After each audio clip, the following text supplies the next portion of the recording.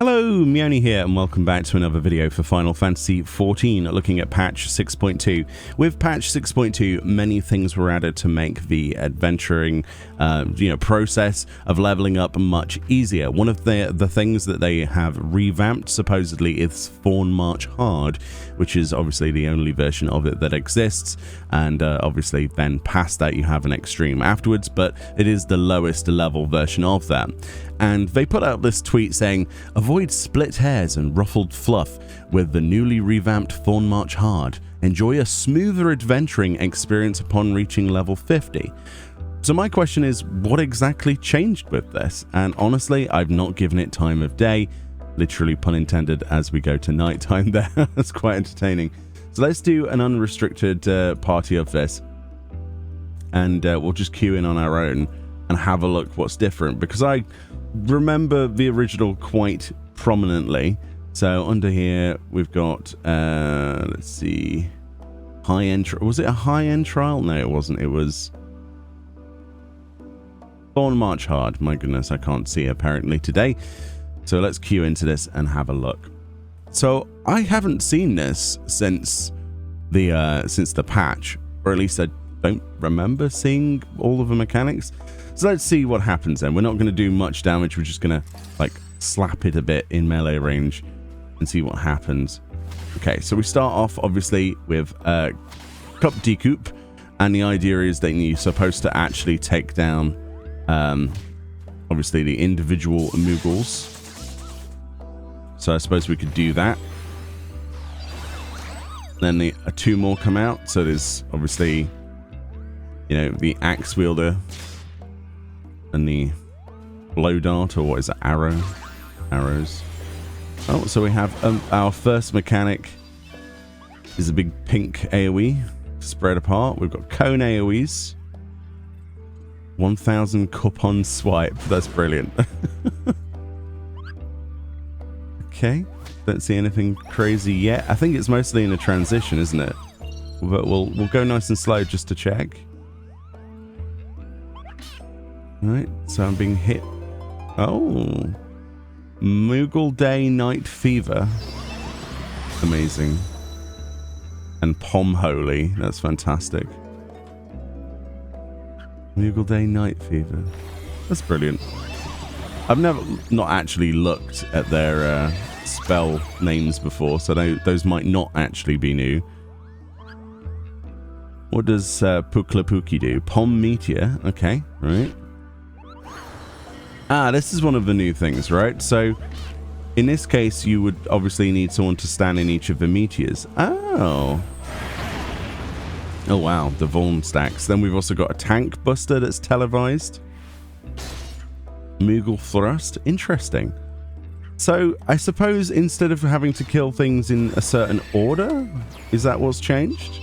We'll see. That's usually phase 2, though, right? Okay, so this is where they do their Moogle dance and they summon their king. Boom, boom, boom, boom, boom, boom, boom, boom, boom. It wouldn't be the same if they didn't have this dance involved, right?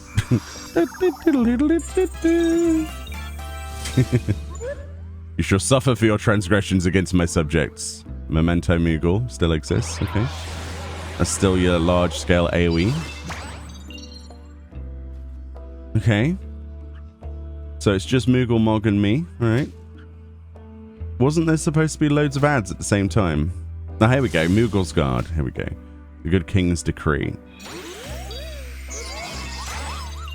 Alright, so we've got 2 Moogles at this point.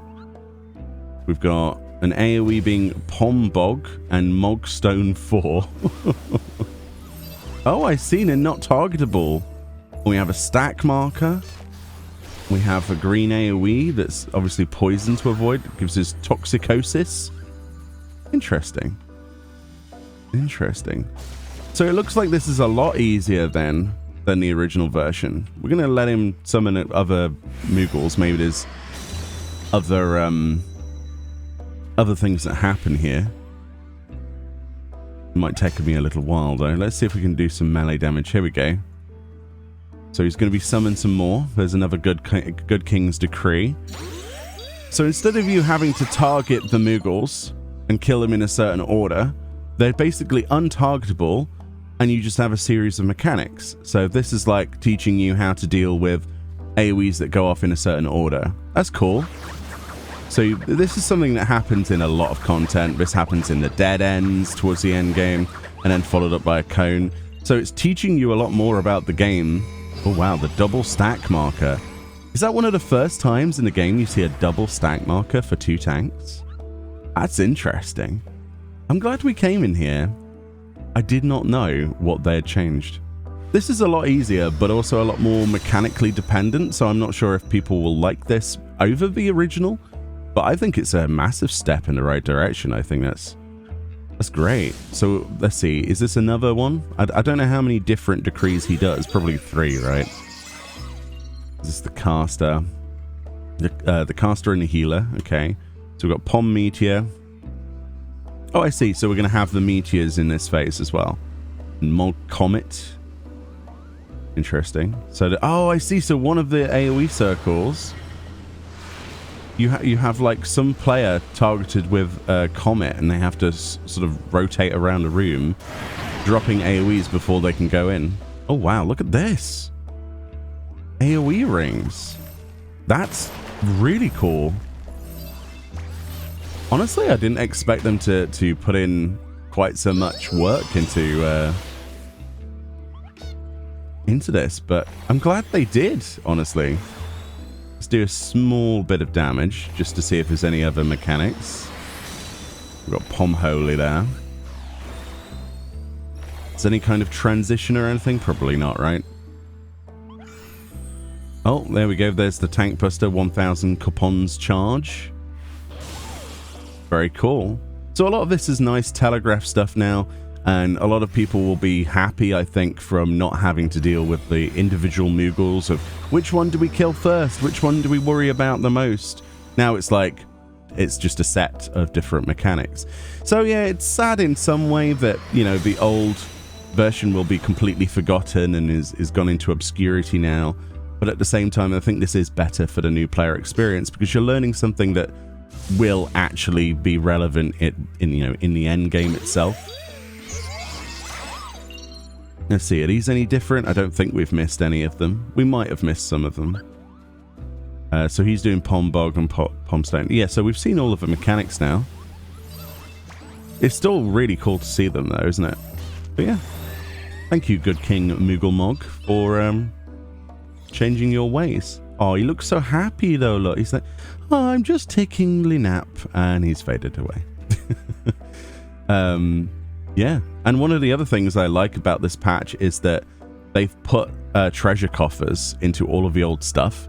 So now, and this applies to tanks as well. For example, in some places you get like the Paladin coffer will drop, and it contains both the sword and the shield, which is really cool. But you also get these like coffers. Mogpon coffer, item level 75, and then whatever you open it on, it creates a weapon for, but I can't use that in instanced areas.